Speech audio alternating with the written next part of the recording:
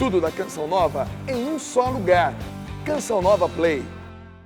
Meus caros amigos e amigas, estamos começando mais um programa pela TV Canção Nova, ok? Escola da Fé. Um programa que já está no ar há mais de 20 anos e que tem como objetivo levar você aquilo que está no coração da igreja. Aquilo que há 2000 anos o Senhor Jesus, o Divino Espírito Santo e o Pai depositaram no coração da igreja e que nunca mudou. Nunca mudou. Nosso credo tem 2000 anos, nossos sacramentos têm 2000 anos, nossa igreja tem 2000 anos, nossos papas têm 2000 anos, sem mudança, ok? É isso que nós precisamos conhecer e aprender, e o objetivo deste programa é este. Vamos começar rezando. Convido a vocês que estão aqui comigo, nosso auditório aqui hoje lotado, de gente do Brasil inteiro. Você que está em casa, convido você a rezar comigo, invocar o Divino Espírito Santo para que ele traga a nós a luz de Deus, a inspiração, né? A unção do Espírito Santo para realizar esse programa para a glória de Deus, para a edificação das almas, para a edificação da igreja. Em nome do Pai, e do Filho e do Espírito Santo. Amém.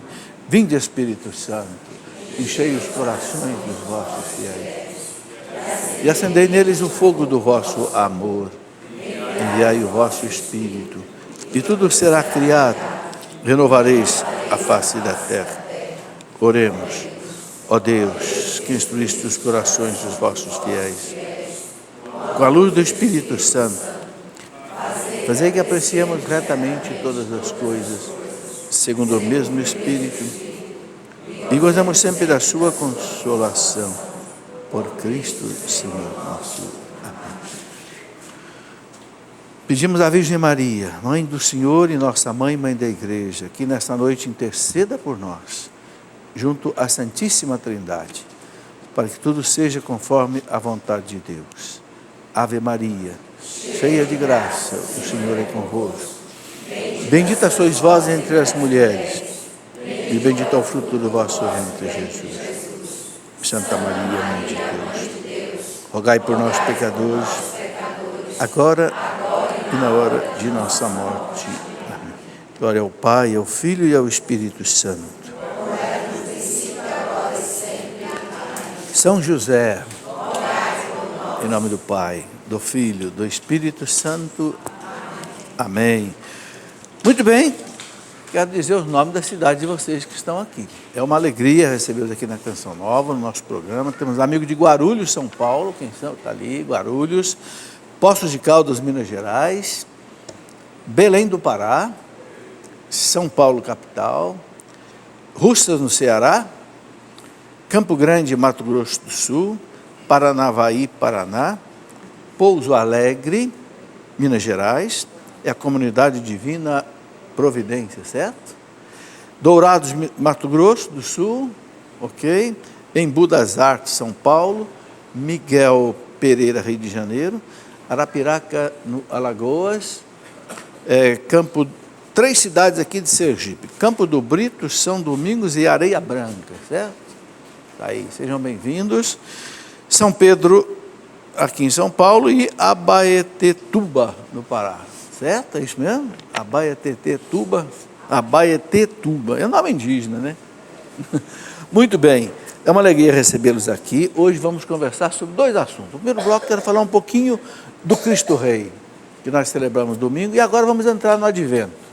A partir de domingo começa o Advento. Estamos ainda no tempo comum, meditando ainda o Cristo Rei. Domingo começa o Advento. Vamos conversar um pouco sobre essas duas realidades importantes da nossa fé. Bom, primeiro quero mostrar dois livros. Esse aqui, do Dom Carl Homer. Dom Carl Homer foi um bispo hoje emérito do Rio de Janeiro, um homem capacitadíssimo. Esse livro dele, lançado pela Canção Nova, Minha Alegria Esteja em Vós, é exatamente uma coletânea de meditações sobre as leituras dominicais e festas do ano litúrgico B. A gente sabe que o ano litúrgico tem 3, né? A, B e C. Quem assiste às missas durante esses 3 anos e lê todas as leituras, praticamente vê a Bíblia inteira. A Bíblia inteira é colocada em 3, né, tempos, A, B e C. O Dom Homer colocou aqui as reflexões sobre o ano B. Um livro que Dispensa comentário. Dom Romer é um bispo suíço, veio para o Brasil há muito tempo. Eu conheço pessoalmente, até gravei um programa com ele lá. Ele morou com o Dom Eugênio Salles, no Rio de Janeiro, lá no alto do Rio, lá, e um homem capacitadíssimo. E quero mostrar um livro de uma consagrada da Canção Nova, um livro muito interessante. Né? A Escolha de Lis é da Marlúcia Lopes. Eu vou chamar a Marlúcia está aqui me ajudando hoje. Quando a paixão cega o coração. Vem cá, Marlúcia. Quantos anos você já tem de consagrada? Fala aqui bem pertinho do microfone. 18 anos. 18 anos de consagrada na Canção Nova. Solteira, né? Solteira, celibatária. Celibatária. Mas escreveu um livro muito interessante. Eu vou ler um pedacinho aqui, está aqui atrás.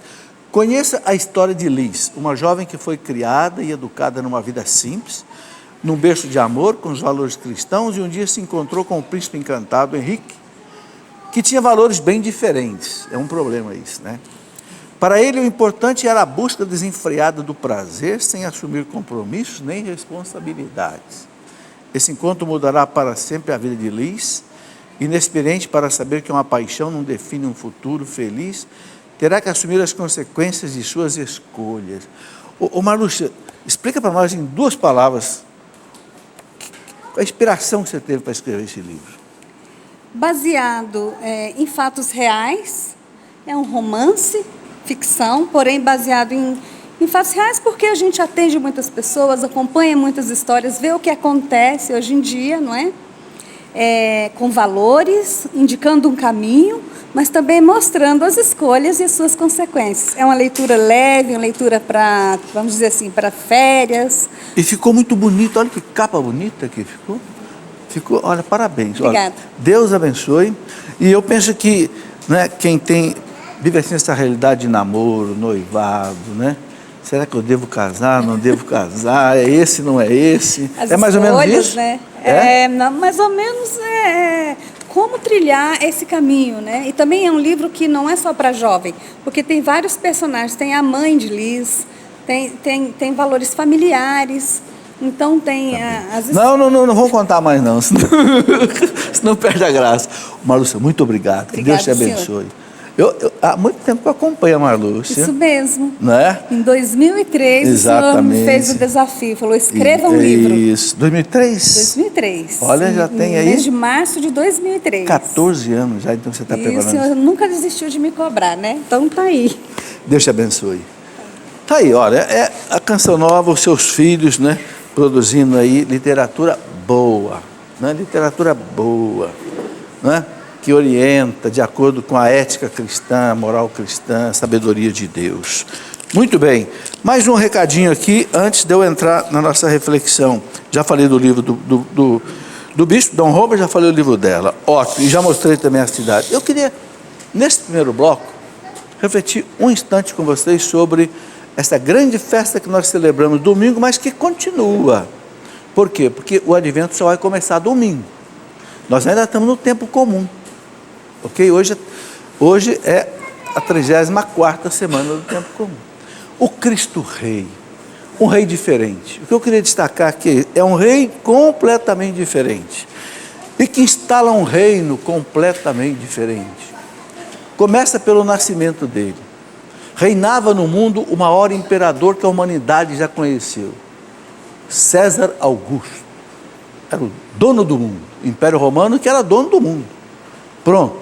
No auge do Império Romano, nasce o rei do céu numa manjedoura. Olha o contraste.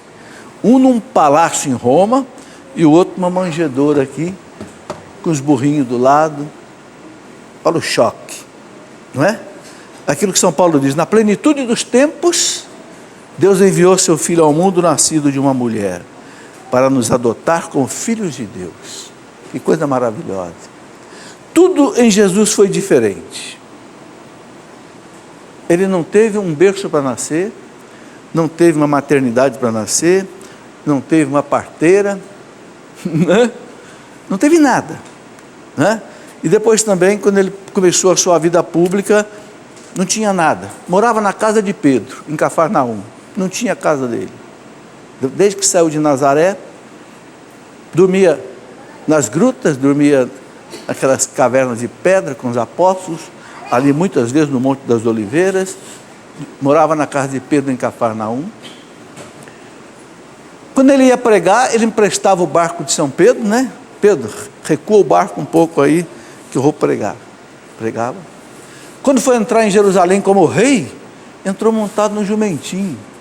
Mas que rei diferente é esse, né? Os reis vêm montados num carruagem, batedores, foguete, entra montado num jumentinho. Diz o Papa Bento XVI, naquele livro dele, Jesus de Nazaré, aí que o Judas decepcionou. Judas disse, não, esse não é o libertador de Israel, porque esse tinha aquela mentalidade que o libertador de Israel fosse ser um político que derrubasse César, derrubasse... Quando Judas viu, o quê? O meu rei montado num jumentinho, estou fora, vou entregar esse homem. É uma reflexão do Papa Bento, interessante isso. Não teve nada dele, nem a roupa que ele teve, até a roupa foi tomada dele, foi sorteada pelos que o crucificaram na cruz. A única coisa que era de Cristo, o que era? A cruz.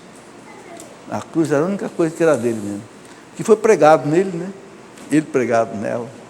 É impressionante. O reino dele é um reino completamente diferente, né? Onde os teólogos dizem que a constituição do reino de Deus são as bem-aventuranças, aquelas 8 bem-aventuranças, depois os 3 capítulos, 5, 6 e 7 de São Mateus, é a constituição do reino de Deus. Cada país tem a sua constituição, cada reino tem a sua constituição. Mas olha como é que ele começa: bem-aventurados humildes, os pobres de espírito, porque é deles o reino do céu. O reino da terra é dos soberbos, dos orgulhosos, dos arrogantes, dos prepotentes, dos autossuficientes. O reino do céu não, é dos humildes. Olha o contraste. Bem-aventurados os misericordiosos, porque é deles que esses vão encontrar misericórdia. Então, aquelas bem-aventuranças que nós conhecemos, as 8, que contraste, né, com as bem-aventuranças do mundo, né? E esse reino dele não é desse mundo. Esse é o grande contraste. Quando Pilatos perguntou para ele: você é rei? Tu o disseste, sou rei.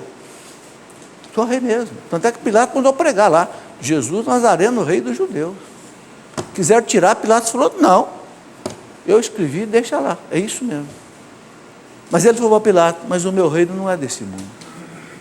Fica tranquilo, Pilatos, não vim te derrubar, porque se o meu reino fosse desse mundo, Pilatos, os meus súditos pegariam em armas, e ninguém pegou em arma para defender Jesus.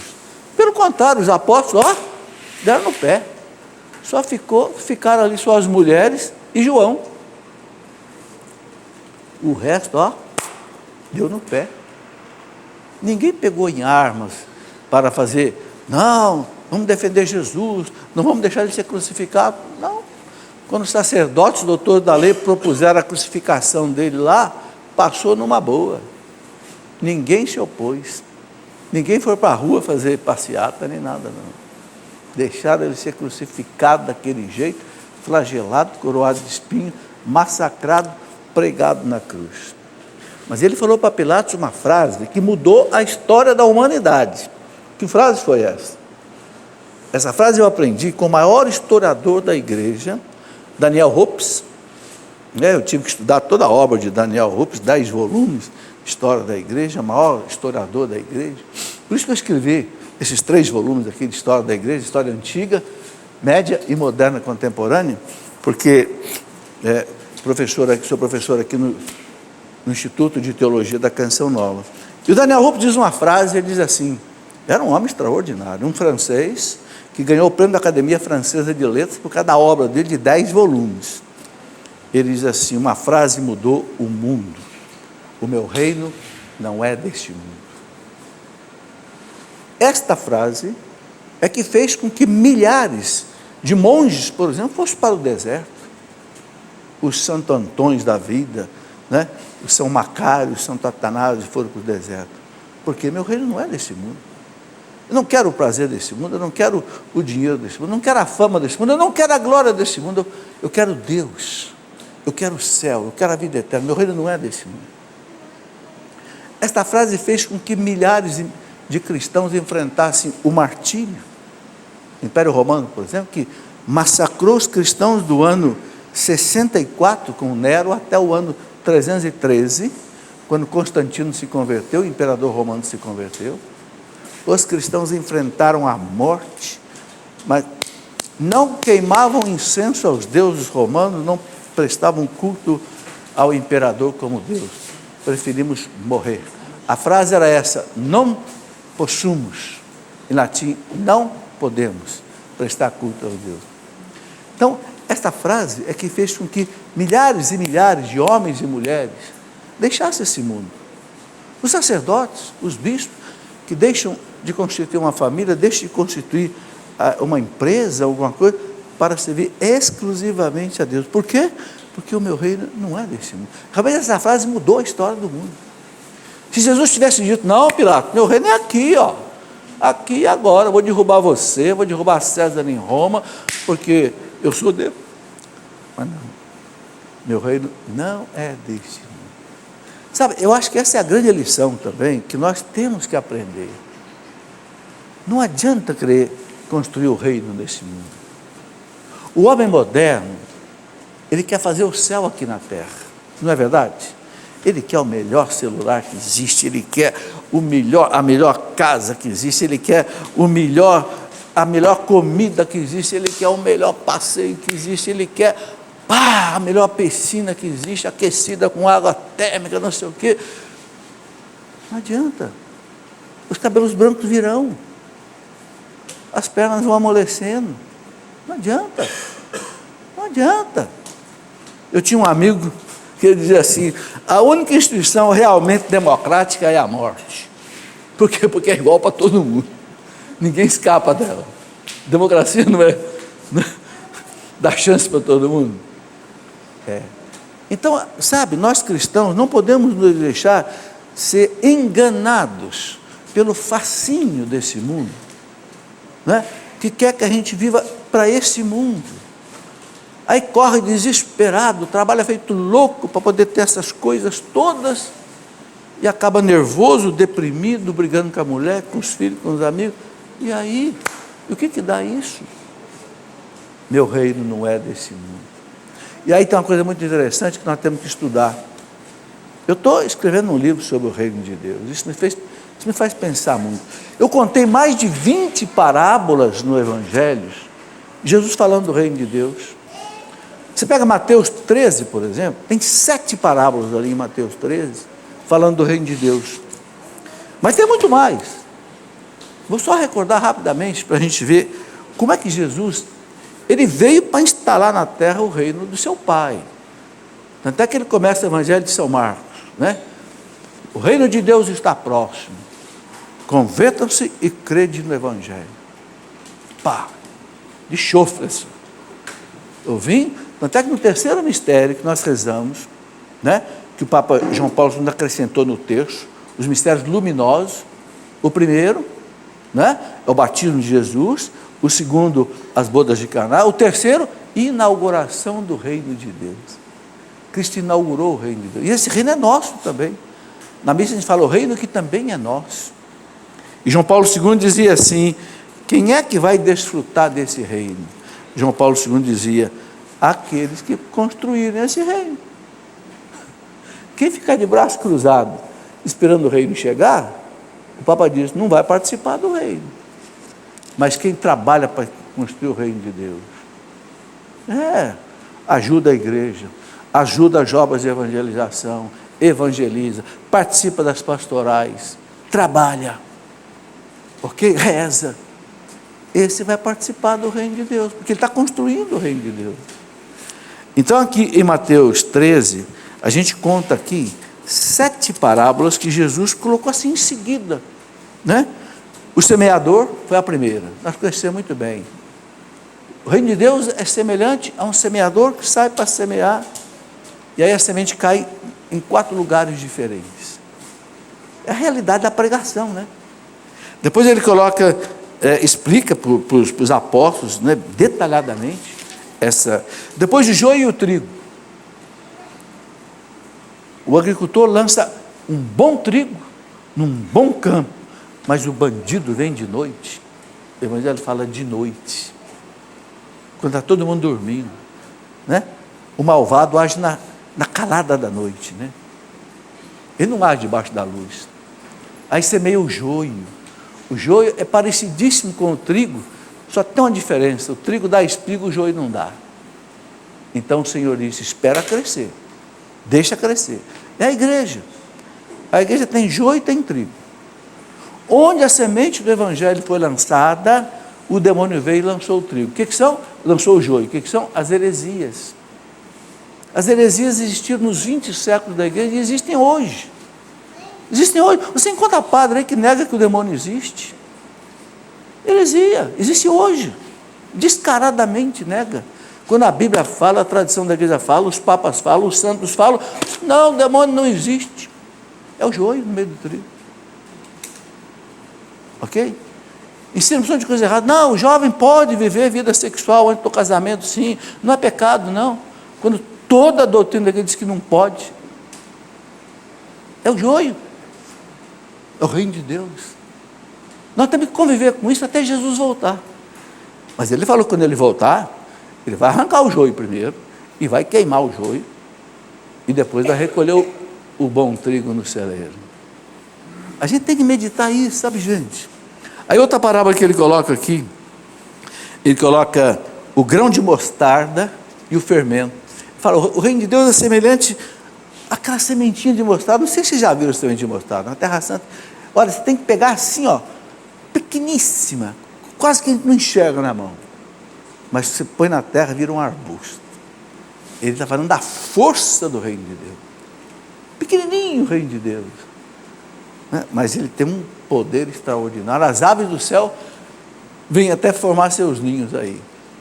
Depois ele coloca o fermento. Uma pitadinha de fermento que a mulher põe no trigo, né? Leveda toda a massa. E se não colocar fermento, a massa não cresce, não é isso? O bolo não acontece, não é assim? Ou seja, a força, né, do fermento. Depois ele coloca outra parábola, ele coloca aqui a parábola, né, o tesouro e a pérola. Um homem estava cavando, achou um tesouro no terreno que ele estava cavando, tampou depressa, foi lá, vendeu tudo que tinha e comprou aquele terreno. Não por causa do terreno, por causa do tesouro. Jesus está dizendo, buscai o reino de Deus em primeiro lugar. Está nas bem-aventuranças, né? E o resto virá por acréscimo.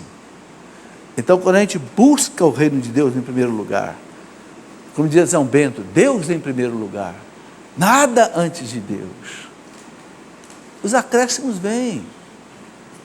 Deus dá o que a gente precisa, para a família, para a gente, para tudo, né? Desde que a gente viva na família, viva no trabalho, de acordo com a lei de Deus. Deus em primeiro lugar, o reino em primeiro lugar, sem mentira, sem tapeação, sem fraude, sem pecado, né? Depois ele coloca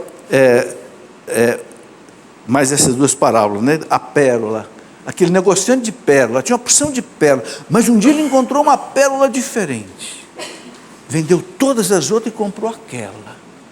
Ora, Jesus fala claro, o reino de Deus vale mais do que qualquer coisa, sabe? Então, a festa do Cristo Rei tem que fazer a gente entender que o que nós temos que buscar é o reino dele. Está escrito no Apocalipse, Rei dos reis, Senhor dos senhores, né? O seu reino não terá fim. O anjo diz para Maria, né? O nome dele vai ser Jesus, diz para José também, e o seu reino não terá fim. Ele vai suceder Davi, porque Davi, ele veio da tribo de Davi, da tribo de Judá, e Davi é uma imagem de Cristo. Por quê que Davi? Porque Davi foi o primeiro rei que conseguiu unificar as 12 tribos de Israel. Então Jesus vai ser o grande unificador. Então, ele é um sinal do próprio Cristo. Agora, tem muitas outras parábolas aqui no Evangelho que Jesus fala do reino de Deus. Além dessas 7, que ele só introduz no capítulo 13, depois ele fala, o reino de Deus é semelhante àquele pai que quis fazer uma festa de bodas do seu filho. Que festa é essa? É o pai que celebra as bodas de Cristo com a igreja. Convidou, os convidados não vieram. Mandou sair os empregados pelas praças e ruas e trazer os cegos, coxos, aleijados, porque eu tenho que dar essa festa. Ou seja, Deus vai fazer acontecer o reino dele, as bodas de Jesus com a igreja. Se os convidados não vierem, ele vai chamar outros, mas a obra dele vai acontecer. É a mensagem dessa parábola. Deus faz a obra dele acontecer com a gente ou apesar da gente. Ainda que a gente atrapalhe, ele passa por cima e chama outros e faz acontecer a obra dele. E tem muitas parábolas. Aí conta aquelas 10 virgens, né? 5 prudentes, 5 imprudentes. Conta a parábola dos talentos. Eu convido vocês a fazer uma pesquisa nos evangelhos, os 4 evangelhos, procurando toda vez que Jesus tinha o reino dos céus é semelhante, aí conta uma história. Vocês vão encontrar mais de 20 parábolas. Por que isso é importante? Porque nós vamos começar a entender o que é esse reino de Deus. Para onde nós vamos um dia. Entenderam? Então a festa do Cristo Rei, ele vai reinar nesse reino que nós temos que compreender. Muito bem, vamos para o intervalo. Depois do intervalo eu vou conversar um pouquinho sobre o advento, que é a preparação, isso aí também. Espera aí que a gente volta já. Mas já estamos aqui de volta com o nosso programa. Tem 2 avisos importantes para fazer. Primeiro é o seguinte, no site do Clube de Evangelização, ok? Você pode fazer a sua contribuição para a Canção Nova. É o clube.cançãonova.com, fácil de encontrar, clube.cançãonova.com, você pode fazer a sua, você encontra ali as contas bancárias, né, da Canção Nova e pode fazer seu depósito e fazer a sua ajuda à Canção Nova. Não esqueça que a Canção Nova é uma coisa diferente. Eu acompanho o Padre Jonas há 48 anos, eu conheci com 20 anos de idade. Ele sempre se propôs a fazer rádio, TV, internet, sem propaganda. E já tem 40 anos que ele faz isso. Eu não conheço outra instituição que faça a mesma coisa. Mas sabe, é matar um leão a cada dia. Não é brincadeira não. Okay? Então eu peço mesmo que as pessoas ajudem, porque olha, a Canção Nova chega onde muitas vezes não chega padre, às vezes não chega bispo, lá no sertão, não sei de onde, anteninha lá captando a missa da Canção Nova, um programa como esse, né? Agora, isso custa muito dinheiro. Então, é por isso que você pode entrar no site da Canção Nova e fazer a sua contribuição sem precisar sair de casa, né? Outra coisa, promoção Família Canção Nova. É uma promoção que a Canção Nova faz para exatamente poder colocar os produtos de evangelização na mão das pessoas e também ter aí um suporte financeiro. Então, ainda dá tempo de você concorrer a muitos prêmios, né, com essa promoção Família Canção Nova. É só acessar familiacançãonova.com, adquirir o mix de novembro. São produtos, né, de novembro. Você cadastra o seu cupom e no dia 18 de dezembro você pode concorrer aí a 2 peregrinações, né? Portugal e Terra Santa, e também tem um kit de eletrodomésticos. Tudo isso a serviço da evangelização, ok? Estou recebendo aqui uma imagem muito bonita de Nossa Senhora de Nazaré. Todos nós conhecemos, né, o famoso Círio de Nazaré, aquela festa que reúne ali mais de 2 milhões de pessoas. Eu acho que é a maior concentração que existe no Brasil. Agradeço, né, as pessoas que estão aqui, que me trouxeram, inclusive com a oração de consagração aqui a Nossa Senhora de Nazaré, que eu quero rezar com vocês no final do programa, tá? É uma imagem tão bonita, né? Ela tem um manto, o manto não está aqui, né? Mas é a imagem de Nossa Senhora do Círio de Nazaré, de Belém do Pará. Eu já tive a alegria de uma vez estar lá, conheci, né? Rezei pessoalmente diante dessa imagem, e é uma devoção maravilhosa. Muito obrigado. E vamos então começar uma conversa agora sobre o advento que começa domingo.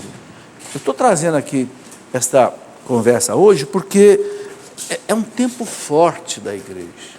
Começa o ano litúrgico. Então a igreja começa o ano litúrgico com Cristo nascendo. E depois termina o ano litúrgico com Cristo Rei.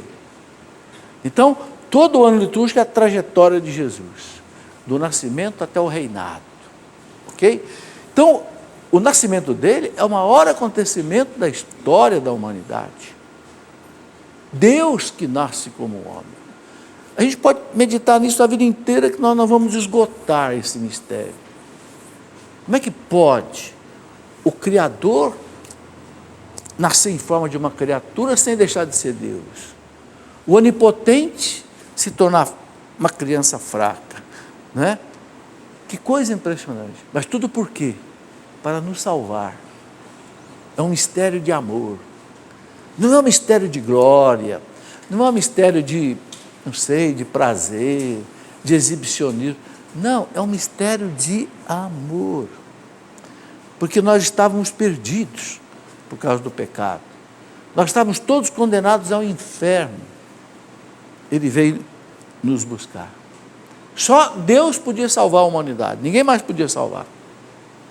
O Catecismo da Igreja diz assim, parágrafo 616, ainda que o homem mais santo morresse na cruz, ainda não estava nada. Por quê? Porque ofereceria a Deus um sacrifício de valor humano, simplesmente, insuficiente para reparar a ofensa infinita que o pecado da humanidade faz à majestade infinita de Deus. Então a reparação tem que ser infinita. Nenhum homem poderia prestar essa restauração. Então o Verbo se faz carne, o Verbo se faz homem e habita entre nós e oferece a sua vida, que tem valor infinito, numa cruz, para que a justiça divina seja reparada. Né? Porque Deus é misericordioso, mas Deus é justo. Errou, tem que pagar. E tem que pagar. Você que é pai, você que é mãe, seu filho erra, você não corrige? Se você não corrige, você não é um bom pai, não é uma boa mãe. Por quê? Porque onde não existe justiça, não existe santidade. O pai que não corrige o filho vai se perdendo cada vez mais. A justiça, ou seja, errou, tem que pagar, gera a santidade. Então o homem peca contra Deus, então tem que pagar. Mas ninguém pode pagar, Senhor, porque o pagamento do humano é insuficiente. Aí entra a misericórdia de Deus. Aí então eu pago. Isso temos que entender. Não sei se vocês entendem a conjunção que existe entre a justiça e a misericórdia. Eu vou dar um exemplo bem simples. Vamos supor que esse câmera aqui me deva R$1.000. Dá para pagar? Não dá? Não dá. Mas nem com o 13º. Aí eu posso ficar com ele e dizer assim, tá bom, olha, eu vou te fazer um presente, você não precisa pagar. Aí entraram duas coisas, entrou a justiça e entrou a misericórdia. Por que entrou a justiça? Ele ia me pagar, mas eu perdoei a dívida dele. Então foi feita a justiça, ele não me deve mais. E onde é que está a misericórdia? Eu fiquei com prejuízo.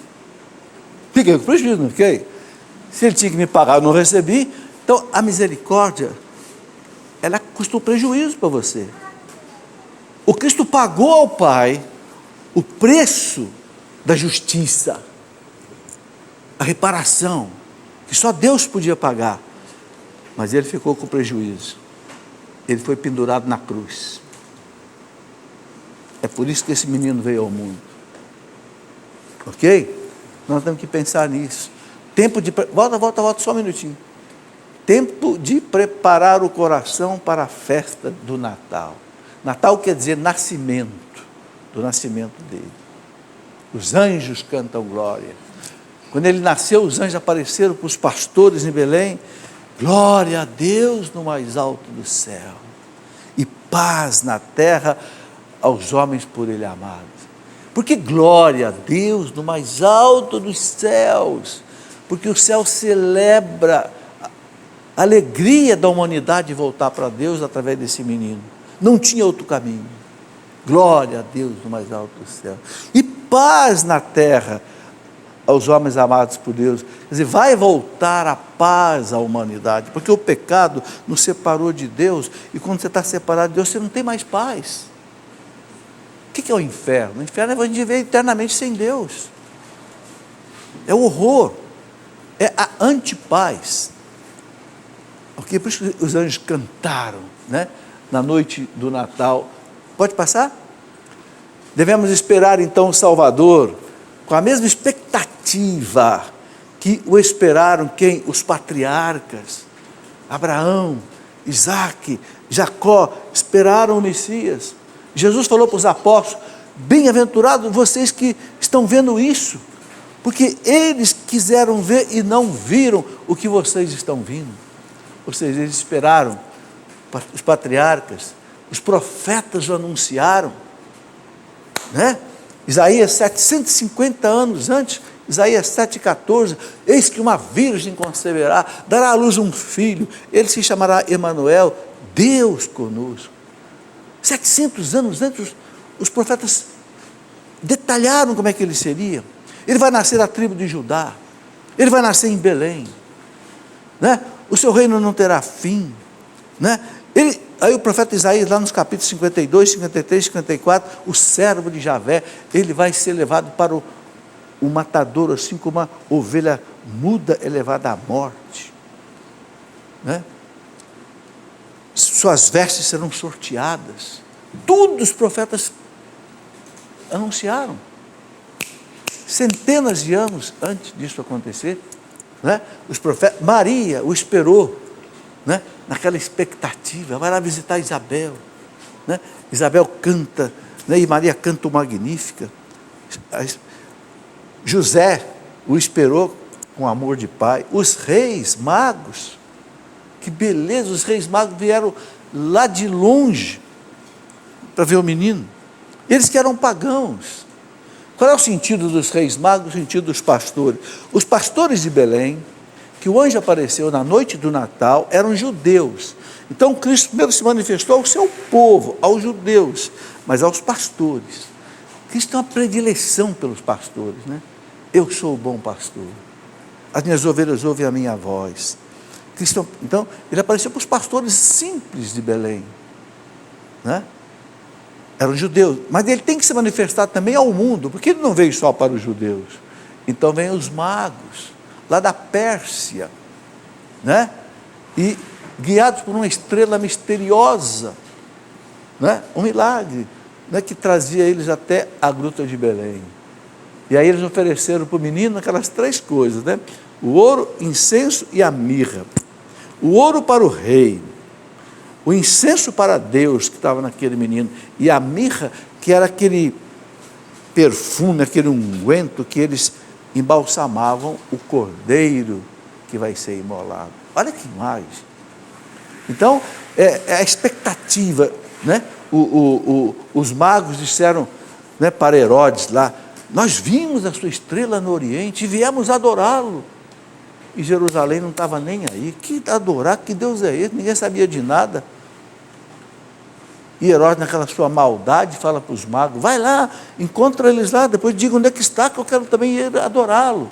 Adorá-lo sim, cortar a cabeça dele, né? Veja, essa expectativa é que tem que haver no nosso advento também. A expectativa com que eles esperavam. O velho Simeão, lembra do velho Simeão? Quando Jesus foi apresentado no templo os 40 dias, o velho Simeão pegou o menino no colo e disse: ô Senhor, agora o Senhor pode me levar, porque os meus olhos viram o Salvador. Quer dizer, aquele velho esperava. Ele e Ana, que era uma viúva de 80 anos, esperavam: ô Senhor, pode desatar agora a minha vida, porque os meus olhos viram e contemplaram a tua salvação. Sabe, gente, essa expectativa é que a igreja quer que a gente tenha no advento. E aí se prepare para isso. Pode passar. Os profetas anunciaram esse acontecimento com riqueza de detalhes. Ele nascerá na tribo de Judá, em Belém, a cidade de Davi, seu reino não terá fim. Já falei. Pode passar. Maria o esperou com zelo materno e o preparou para a missão terrena. Maria o esperou e depois o preparou para ser o Messias. porque ele era homem também, tinha que aprender a ler, tinha que aprender a escrever, tinha que aprender a ler as Escrituras. Maria o preparou, né? Vamos lá. João Batista o anunciou. Deus colocou João Batista para ser o precursor, anunciar, né? E que coisa maravilhosa, né? Maria vai visitar Santa Isabel. Não foi só para ajudar Isabel, que era idosa, estava grávida de 6 meses, aquela história toda bonita que a gente conhece, mas as duas mulheres se encontraram ali. Olha, quando a gente vai nesse lugar, lá em Israel, chama Ain Karem, é um lugarejo assim, de serra, mais ou menos a 10 quilômetros de Jerusalém, é emocionante. Quando a gente sobe aquela rampa que dá lá na casa de Isabel, você imagina Maria subindo ali, cantando o Magnífica, minha alma, depois lá em cima, minha alma engrandece o Senhor, é algo emocionante. As duas mães se encontram, e os 2 filhos se encontram, né? No seio de Isabel, o Batista treme, né? No seio de Isabel, por quê? Porque está diante de Deus, no seio de Maria. Isabel diz, a que honra receber a visita da mãe do meu Senhor. É a primeira pessoa na Bíblia que chama Maria de mãe do meu Senhor. Tem gente que até hoje não acredita que Maria é mãe de Deus, mas Isabel acreditava, porque meu Senhor só se usava para Deus. A palavra Senhor, que no hebraico é o Adonai, eles só usavam para Deus. Não tinha esse negócio de chamar, o Senhor pode, não, o Senhor era só para Deus. Isabel diz, aqui devo a honra de receber a visita da mãe do meu Senhor, a mãe do meu Deus. Por isso que a gente reza a Maria, na Ave Maria, Santa Maria, Mãe de Deus. Theotokos em grego. No concílio de Éfeso 431, a igreja disse bem claro, Maria é mãe de Deus feito homem, no seu ventre, né? Coisa bonita, né? E aí, né? A gente vê o profeta Isaías falando aquilo que eu já disse, por isso o próprio Senhor vos dará um sinal. Qual é o sinal do Messias? O sinal dele é que uma virgem vai conceber, vai dar à luz. Ninguém podia esperar uma coisa dessa. Uma virgem sem participação de homem nenhum, pela ação do Espírito Santo, concebe e tem um filho que é o Filho de Deus. Beleza, o Deus conosco. Pode passar. Aí a gente vê os profetas, como é que esperavam isso. Eu coloquei aqui alguns textos para a gente ver como é que os profetas esperavam isso. O profeta Sofonias, essas leituras vão aparecer nas 4 semanas do Advento. O profeta Sofonias, no capítulo 3, né? O profeta Sofonias, ele coloca assim, canta de alegria, cidade de Sião. Quem que é Sião? Sião é a cidade celeste, é a Jerusalém, é a igreja. Ela simbolizava para o Antigo Testamento o povo judeu. Para nós hoje é toda a igreja. Canta de alegria, cidade de Sião. Rejubila, povo de Israel. Alegra-te e exulta de todo o coração, cidade de Jerusalém. O Senhor revogou a sentença contra ti. Ou seja, o Senhor vem te salvar. Vai perdoar os pecados. Afastou teus inimigos. O rei de Israel é o Senhor. Ele está no meio de ti. O profeta já vislumbrando ali a chegada do Messias. O Senhor teu Deus está no meio de ti. O valente guerreiro que te salva. Ele exultará de alegria em ti, movido por amor. Essa é a palavra-chave da encarnação. Amor. Por misericórdia a nós, que não tínhamos mais saída do pecado. Ele vem para salvar. Né? Pode passar. Eu vou recordar rapidamente aqui alguns textos que depois, durante as semanas, a gente vai poder, nas festas do Advento, a gente vai poder ver. Ok? O profeta Malaquias, dos últimos profetas do Antigo Testamento, já quando o povo já voltou do exílio da Babilônia e já se prepara para a chegada do Messias. Eis que envio o meu anjo, e ele há de preparar o caminho para mim. Que anjo é esse? João Batista, que prepara o caminho do Senhor. Logo chegará a seu tempo dominador, é o Cristo, o Rei, que reina. Eis que vos enviarei o profeta Elias, antes que venha o dia do Senhor, dia grande e terrível. Esse profeta Elias, a gente sabe, foi o maior profeta do Antigo Testamento, que enfrentou aqueles 400 falsos profetas de Baal, e os venceu, né? Então, por causa dessa profecia de Malaquias, eles sabiam que antes do Messias voltar, Elias ia voltar. Só que Jesus explicou, Elias não vai ressuscitar, nem vai reencarnar. É João Batista que volta no espírito de Messias, de Elias. Ou seja, aquele espírito assim de João Batista, né? De pregar contra o pecado, de preparar os caminhos do Senhor, né? O texto bíblico diz, aplanará as montanhas, né? Para que o povo esteja preparado para receber o Messias. Então, veja como os profetas já anunciavam o que ia acontecer. Pode passar? O profeta Isaías, no capítulo 62, eu gosto muito dessa passagem aqui. Eis que o Senhor proclama até os confins da terra, dizei a Sião. Sião é Jerusalém, hoje é a igreja, é a cidade celeste. Eis aí vem teu Salvador, eis com ele o preço da tua vitória, ele faz-se preceder dos frutos de sua conquista. Os resgatados do Senhor serão chamados povo santo, e tua cidade, não mais desamparada, será chamada a desejada. Então, todos esses textos, gente, são o quê?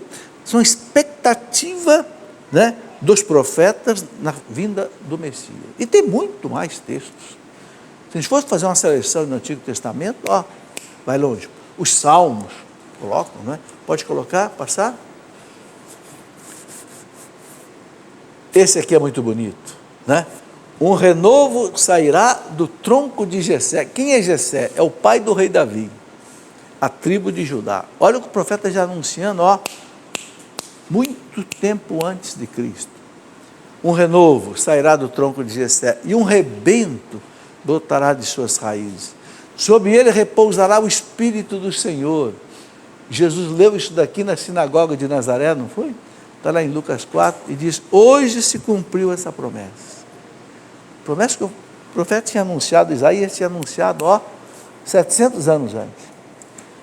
O Espírito do Senhor, Espírito de sabedoria, de entendimento, de prudência, de coragem, de ciência, de temor de Deus, que a igreja elencou como os dons do Espírito Santo, os dons infusos, sabedoria, ciência, inteligência, conselho, fortaleza, piedade e temor de Deus. Os dons do Espírito Santo, que o profeta Isaías, no capítulo 11, coloca aqui.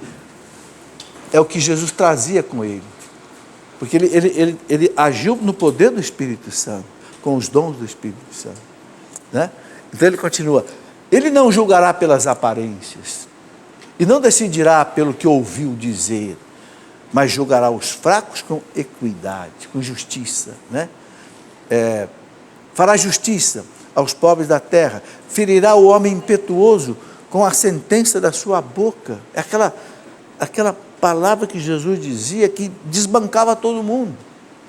Eles queriam pegar Jesus numa cilada, Senhor, olha a moeda aqui, de César, o que a gente faz? Tem que pagar tributo a César. Dá a César o que é de César e a Deus o que é de Deus. E calava a turma, porque tinha o dom da sabedoria, né? Ferirá o homem impetuoso com a sentença da sua boca, e com o sopro dos seus lábios fará morrer o ímpio. Tá? A gente vai fazer um intervalo, que está na hora, a televisão tem que obedecer o horário, senão complica as coisas. Mas a gente vai continuar com essa citação daqui a pouquinho. Vamos para o intervalo, é bastante rápido, espere aí, né? A gente volta num instante. Tá? Muito bem, já estamos voltando aí para o último bloco do programa. Vocês viram aí a rapidez do intervalo. Mal deu tempo de vocês aqui do auditório levantar um pouquinho e você lá de casa correr lá na cozinha, tomar um cafezinho assim, de uma mão só, como diz o mineiro, né? Ok? Por que esse intervalo é tão rápido? Porque não tem propaganda, não tem comerciais. Está vendo? É mostrado com clareza. Então, o que mantém essa televisão, o que mantém todas as televisões aí, são os comerciais, os patrocinadores. Aqui não tem patrocinador, não tem comercial. Então, quem é o patrocinador da Canção Nova? É você. E quem é que vai pagar você? É Deus. É Deus que vai pagar você. Ok? Muito bem. 1 a 3 de dezembro, a grande festa da Canção Nova do Hosana Brasil. E esse ano vai ser diferente, sabe por quê? porque a Canção Nova completa 40 anos. O Padre Jonas está com 80 anos. Esse homem começou essa obra quando ele tinha 40 anos. A metade da vida dele foi essa obra. Que coisa maravilhosa. O 40, vocês sabem, é muito significativo na Bíblia. O 40 significa um tempo de plenitude. Aquele povo judeu que atravessou o deserto em 40 anos. Jesus que ficou 40 dias no deserto. Não é? O dilúvio de 40 dias e 40 noites para acabar com o mal, para acabar com o pecado. Canção Nova fazendo 40 anos. É uma glória de Deus, graças a Deus. Então, o Hosana vai estar aí, tem o título Cantai ao Senhor uma canção nova. Ele faz maravilhas e nos dá a vitória. Graças a Deus, é isso mesmo. Muito bem, e a Canção Nova também está no processo, vocês sabem, de digitalização da TV. É algo tecnologicamente complicado, mas que pode explicar dizendo que é o seguinte: sai de um sistema analógico, que é um sistema antigo, e vai para um sistema avançado em tecnologia, o HD, High Definition, onde a imagem é melhor, o som é melhor. Olha, você sabe, até a maquiagem que vem para o ar aqui de que tem que mudar, porque mostra tudo agora, né? Se tiver os velhinhos aqui estão sofrendo. Porque agora diz uma maquiagem HD. Não, é verdade, as meninas, as moças aí, tem que ter porque professor tem que tampar todos os buraquinhos aí, não pode. Agora, gente, isso custa dinheiro. Passar do analógico para o digital, troca equipamento, troca torre de transmissão, sabe?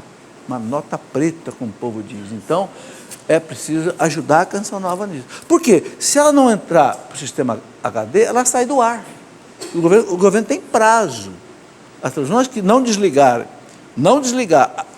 a recepção analógica e ligar a digital, sai do ar na cidade. A Canção Nova já tem mais de 100, acho que umas 150 cidades já digitalizadas, mas o Brasil tem 6.000 cidades. Claro, estamos pegando as maiores primeiro, mas, ok? Bem, gente, vamos aqui. Passa a segunda parte dessa citação de Isaías, por favor. A justiça será como o cinto de seus rins. Olha que bonito, como é que o profeta Isaías, daqui é o Isaías 11. E a lealdade circundará seus flancos. Isso é que eu acho maravilhoso. Quando aconteceu o reino do Messias, quando ele voltar, o lobo será hóspede do cordeiro. Vocês já pensaram, um lobo? Hospedar o cordeirinho na casa dele? Tudo que o lobo quer é devorar o cordeiro. Mas por que vai acabar essa briga? Porque o Messias chegou.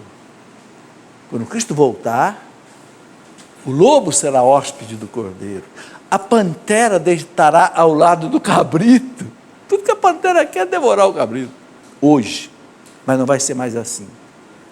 O touro e o leão comerão juntos. E o menino pequeno os conduzirá. Não precisa ser um boiadeiro forte. Menino. Porque o touro vai ficar manso, o leão vai ficar manso. A vaca e o urso se fraternizarão. Suas crias repousarão juntas. E o leão comerá a palha. Olha que interessante, um animal não vai mais matar o outro para comer. Porque lá no começo da Bíblia fala que o leão comia palha. O animal não matava o outro. Isso entrou depois do pecado. Mas quando Cristo voltar, acaba o pecado. E aí acaba, é o reino messiânico que o profeta Isaías está mostrando aqui no capítulo 11. Olha que coisa bonita. Suas crias repousarão juntas. O leão comerá palha como o boi. A criança de peito brincará junto à toca da serpente, da víbora, e o menino desmamado meterá a mão na caverna da áspide. Que coisa, dá até arrepio pensando na criança enfiar a mão na toca de uma serpente hoje, né? Vai poder fazer sem perigo nenhum. Por quê? Porque chegou o Messias. Pode passar? Não se fará mal nem dano em todo o meu santo monte, porque a terra estará cheia da ciência do Senhor, assim como as águas recobrem o fundo do mar.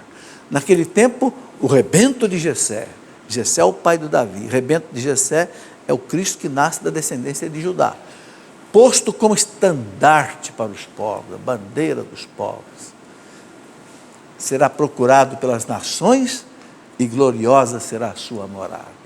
É o Isaías 11, de 1 a 10. Isaías mostra como é que vai ser o reino messiânico, quando Jesus reinar, quando ele voltar da segunda vez, vai acabar o pecado. São Paulo diz, o último inimigo a ser vencido será a morte. Por quê? Porque a morte só vai ser vencida depois que o pecado for vencido.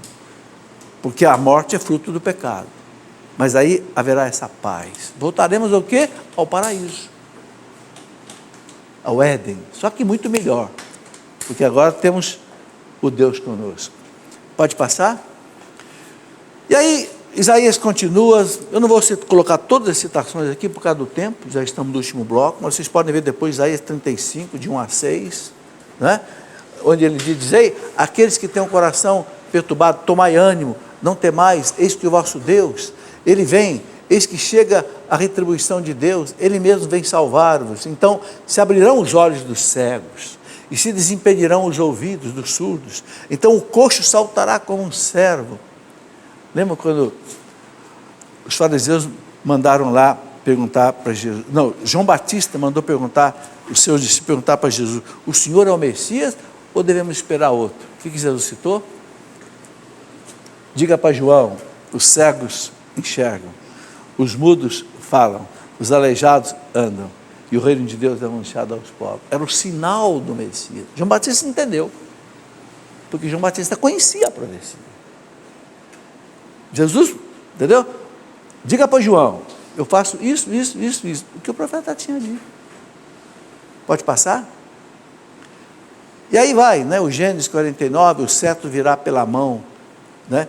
Eu gosto muito dessa citação de Isaías 9:5, porque um menino nos nasceu, um filho nos foi dado, ele recebeu o poder sobre os seus ombros, ele foi dado este nome, Conselheiro Maravilhoso, Deus Forte, Pai Eterno, Príncipe da Paz. É impressionante como é que os profetas anunciaram Cristo, né? O profeta Miqueias, mas tu, Belém, Éfrata, embora a menor dos clãs de Judá, a menor cidadezinha de Judá, de ti sairá para mim aquele que será o dominador de Israel. Miqueias 5:1 anunciou, de onde é que o Messias ia nascer? Em Belém. Pode passar? Bom, então, o sentido do advento para nós. Qual é o sentido do advento? Que a gente então tem que cultivar bem nesse tempo. Pode passar. Primeiro, foi o maior acontecimento da história da humanidade. Nunca haverá nada igual. Tanto assim que o nascimento de Cristo divide a história ao meio. Antes de Cristo e depois de Cristo. Cristo baliza a história e Cristo é o Senhor da história. Ele conduz a história. A história vai chegar onde Ele quer. Queiram ou não queiram os que não gostam de Cristo. Todas as águas descem das montanhas e chegam todas no mar. Por quê? Porque tem a força da gravidade. Certo? Por que o mar é imenso? Porque todas as águas vão para o mar.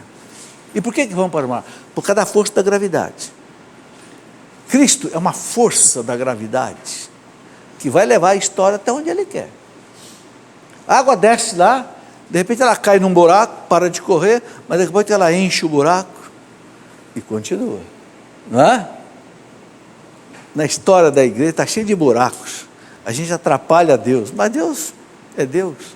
Ele deixa os buracos encher com a graça dele e continua. A história vai chegar onde Ele quer. O rei vai reinar.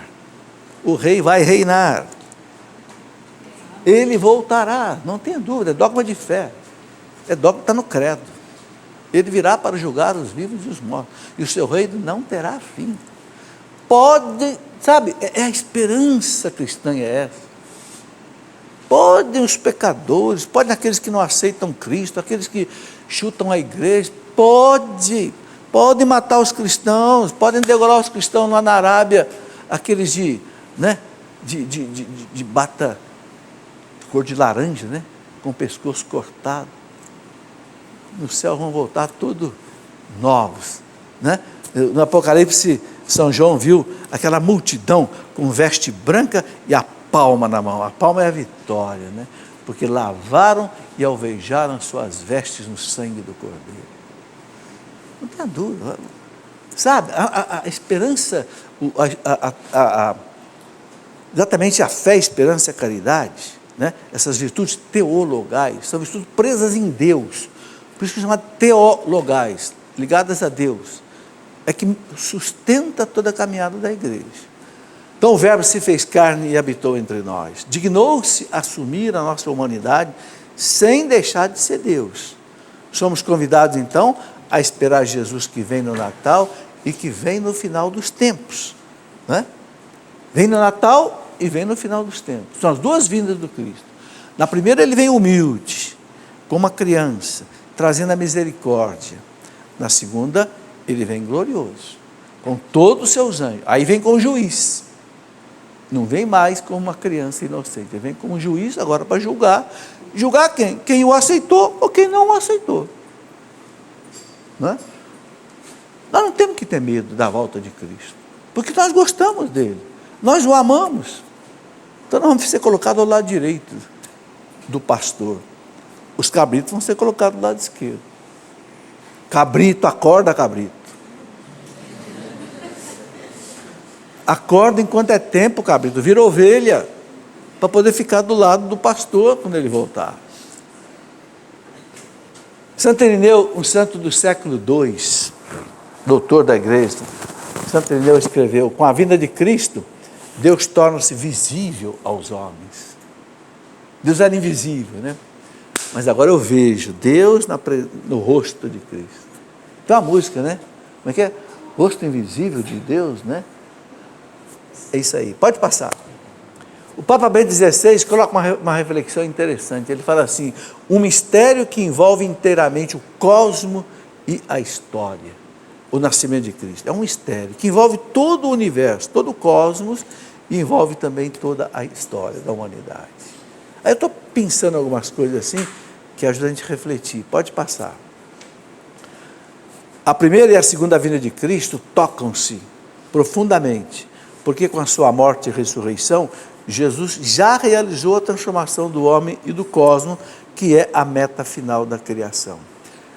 São Pedro diz: haverá novos céus e nova terra. O mundo não vai acabar, o mundo vai ser transformado. Não pense que o mundo, quando a gente vê essas imagens de fogo e tal, é uma literatura apocalíptica que não pode ser interpretada ao pé da letra, né? São sinais da presença de Deus, né? Mas o catecismo fala bem claro, o parágrafo 1042 do catecismo fala: o cosmos será transformado, o universo, porque haverá novo céu e nova terra. Nós não sabemos como é que vai ser isso, mas por quê? Porque a morte e a ressurreição de Cristo já garantiu isso, que vai acontecer. Pode passar. Nas duas primeiras semanas do Advento, então o Advento são 4 semanas, acendemos aquelas 4 velas, não é? Lá da coroa do Advento. Então, nas 2 primeiras semanas do Advento, a liturgia nos convida a vigiar e esperar a vinda gloriosa do Salvador. Ele veio a primeira vez, vamos nos preparar para a segunda vinda. Então, as leituras da primeira e segunda domingo do Advento preparam isto. Nas 2 últimas semanas, lembramos a espera dos profetas, de Maria. Nós nos preparamos mais especialmente para celebrar então o nascimento de Jesus em Belém. Então a terceira e a 4ª semana, aí foca mais no Natal. A primeira e a segunda semana foca mais a segunda vinda. Ele veio na primeira vez, vamos nos preparar porque ele vai voltar para a segunda.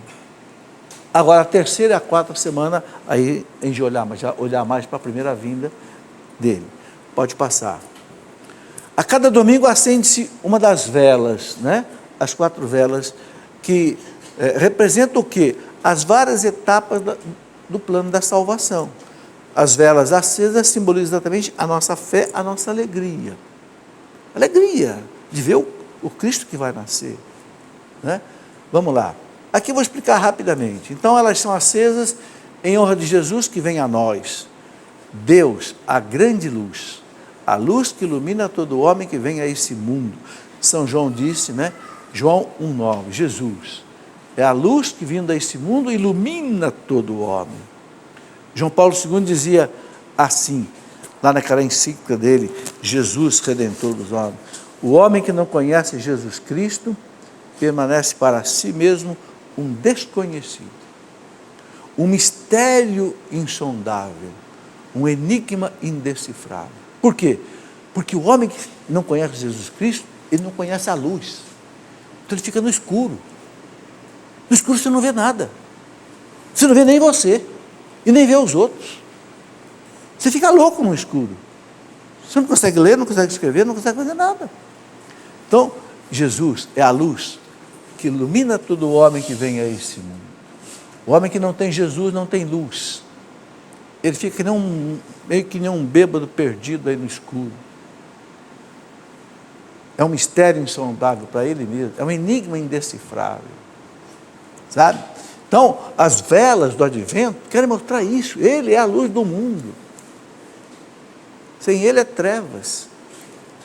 Né? Nós o esperamos com luz porque o amamos e também queremos ser como ele, luz. Passa? As 4 velas do advento, explicar rapidamente, simbolizam as etapas da salvação. Passa lá para nós, por favor. A vela vermelha, uma delas, normalmente a primeira que se acende, simboliza o quê? O perdão que Deus dá a Adão e Eva e o perdão que dá a todos nós. Ok? Desde o primeiro homem, primeira mulher, até o último que abraça Deus, então Deus dá o perdão. Né? É o sentido dessa vela vermelha, é a fé. A leitura da missa de hoje, né, São Paulo fala na carta ali aos Romanos, né, aquele que acredita na ressurreição de Cristo está salvo. Aquele que proclama com a boca, né, e com a vida que Ele é o Senhor, aí tem a salvação. É a fé, não é que salva.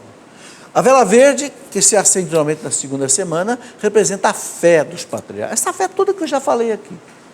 Essa esperança do Messias que um dia vem. Por isso que é uma vela verde. Verde é o símbolo da esperança. Né? Depois da terceira vela, uma vela que é assim um roxo claro, então meio cor-de-rosa, é uma penitência mitigada, aliviada. Né? Simboliza a alegria do rei Davi, o rei que simboliza o Messias. É o chamado Domingo da Letére. Letére em latim quer dizer alegria. Por que essa alegria? O Cristo vai chegar. Então aquilo que eu falei, a terceira e a quarta semana já foca mais no Natal. Então a alegria do Messias que vai chegar, o filho de Davi, que o Davi esperou, que os profetas esperaram. Né? Por isso é uma penitência agora, assim, um pouco aliviada. Não é aquele roxo escuro da quaresma. É um roxo clarinho, quase um rosa. Porque é o domingo da alegria, o terceiro domingo. E o quarto domingo, a branca, que é a paz. Ele é o príncipe da paz. Simboliza os profetas que anunciaram um reino de paz, de justiça, que o Messias vai trazer. Ele é o príncipe da paz. Primeira coisa que ele disse para os apóstolos quando ele ressuscitou: a paz esteja convosco, eu vos dou a minha paz. Né? Está aí, é o sentido das coroas do advento. Pode passar? Algumas lições rápidas do advento, para reflexão nossa, nessas 4 semanas. Primeiro, buscar o arrependimento dos nossos pecados e preparar o nosso coração para o encontro com o Senhor. A manjedoura tem que ser aqui, não tem que ser lá no presépio. Ele tem que nascer no meu coração. Agora, para ele nascer no meu coração, tem que ter um coração preparado, limpo. Né? Então, a primeira providência é essa. Segundo, é uma oportunidade de meditarmos em nossa fé, nossa opção religiosa por Jesus, nosso amor e compromisso com a igreja. Ok? É um momento de eu pensar, o sentido da minha vida, né? A minha fé, a minha opção religiosa por Jesus Cristo. Como é que está a minha vida religiosa? Né? Essa participação, esse comprometimento com a igreja que ele instituiu para salvar o mundo. Pode passar. Depois 3. 2 aspectos marcam o tempo do advento. Primeiro, a preparação próxima para o Natal e a lembrança viva do retorno glorioso de Cristo. Então, já falamos nisso. Eu me preparo para essa vinda que ele vem agora, mas eu vou viver toda a minha vida na perspectiva da sua volta.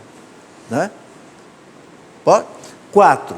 Celebrando cada ano este mistério, a igreja nos exorta a renovar continuamente a lembrança de tão grande amor de Deus para conosco.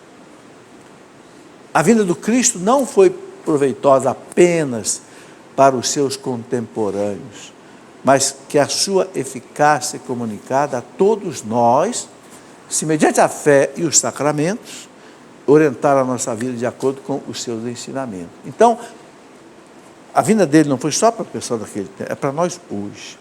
Então, se eu aproveito esse tempo, é um tempo de graça, né? É preciso chamar a atenção que os tempos fortes da liturgia são tempos de graça especiais. Sabe, o advento, o tempo do Natal, o tempo da quaresma. Depois entra um tempo comum, né? Esses tempos mais fortes, é como se Deus estivesse derramando graças assim, abundantes, para aqueles que estiverem abertos. Então, essa é a perspectiva também do advento, né? Um outro ponto, a igreja deseja ainda ardentemente fazer-nos compreender que o Cristo, assim como veio uma só vez a este mundo, revestido de nossa carne, também está disposto a vir de novo, a qualquer momento, para habitar espiritualmente em nossos corações, com a profusão das suas graças, se nós não opusermos resistência. Ou seja, o advento lembra, assim como ele veio no Natal, né? Com tanta disponibilidade, ele está disposto a vir na minha vida a qualquer momento. Qualquer momento que eu abrir o coração para Deus, ele vem. Eu li uma frase de São João da Cruz esse dia. São João da Cruz dizia assim: quando você procura Deus, Deus procura você. É interessante isso, né? Se você procura Deus, se você abre a Bíblia e lê, e medita, e reza, e pensa em Deus, busca Deus, Deus também te busca. Você te dá graça. Ok? Então, o advento é também isso. Ele vem em qualquer momento. Vamos buscá-lo. O profeta Isaías diz: procure o Senhor enquanto ele se deixa encontrar. Né? A oportunidade não passa na vida da gente a toda hora, não. Né? Eu morei um tempo em Itajubá, Minas Gerais. Lá eles diziam um provérbio assim: se o cavalo passar arriado na sua frente, monta, porque ele vai embora. Se você não montar, Deus também. Deus aparece, chama a gente em alguns momentos fortes da vida. A gente tem que, né? São Paulo fala: eis o tempo favorável, eis o dia da salvação. Agarra, né? Pode passar. Isso é algo muito importante, né? São Máximo de Turim, antigo, né? Uma citação dele: enquanto estamos para acolher o Natal do Senhor, revistamo-nos com vestes nítidas, sem mancha. Falo da veste da alma, não da veste do corpo. Não é só no Natal botar roupa branca, bonita. Ele está falando da veste da alma. Vistamo-nos não com vestes de seda, mas com obras santas. As vestes vistosas podem cobrir os membros, mas não embelezam a consciência. Esses santos sabiam chacoalhar a gente, né? As vestes vistosas podem cobrir os membros, mas não embelezam a consciência. Pode passar? Tem o último aí, é só tá bom, já deu para a gente ver o mais importante. Eu quero só terminar o programa rezando com vocês essa oração bonita que me trouxeram aqui, de Nossa Senhora de Nazaré. Ok? E assim a gente encerra esse programa de hoje, agradecendo a Deus, através dela, o que Deus nos deu nesta noite. Em nome do Pai, do Filho, do Espírito Santo. Amém. Senhora de Nazaré, da antiga raiz de Jessé, da casa real de Davi, descendente de Joaquim e Santa Ana, sempre que a angústia, o medo e a solidão me abatem, me entrego em teus braços, ó Mãe. Como criança carente em busca de alívio, carinho e proteção, mergulho em teu coração imaculado e consagro a ti, querida Mãe, o meu passado e todas as minhas lembranças, o momento presente e todas as suas aflições, o meu futuro e a vida eterna que Deus me reserva no céu. O sacramento do batismo que um dia recebi me tornou filho, filha de Deus, filho, filha teu, ó Mãe, e fez-me também herdeiro de seu reino.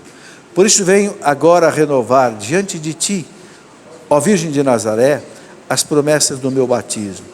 E para que eu possa ser fiel a elas até o fim da minha vida, peço a sua intercessão junto a teu Filho Jesus.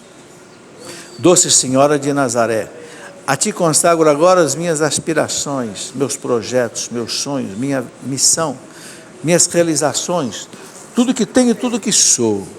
Consagro também todos os dias restantes de minha vida terrena, pedindo por eles a sua intercessão e a tua bênção materna, para que sejam dias serenos, cheios de paz e de muitas graças. Quero também te consagrar desde já, Senhora de Nazaré, o momento de minha morte, quando por tuas mãos e amparado pelos braços de teu esposo São José, poderei finalmente ver o teu rosto, abraçar teu Filho Jesus e contemplar a glória do Pai no amor infinito do Espírito Santo. Amém. Nossa Senhora de Nazaré, rogai por nós. Em nome do Pai, e do Filho e do Espírito Santo. Amém. Vão em paz, que o Senhor os acompanhe. Até uma outra vez aqui, se Deus quiser.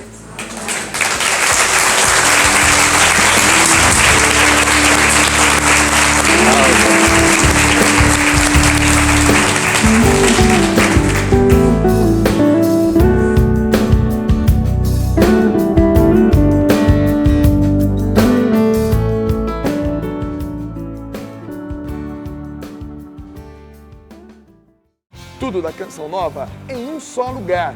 Canção Nova Play.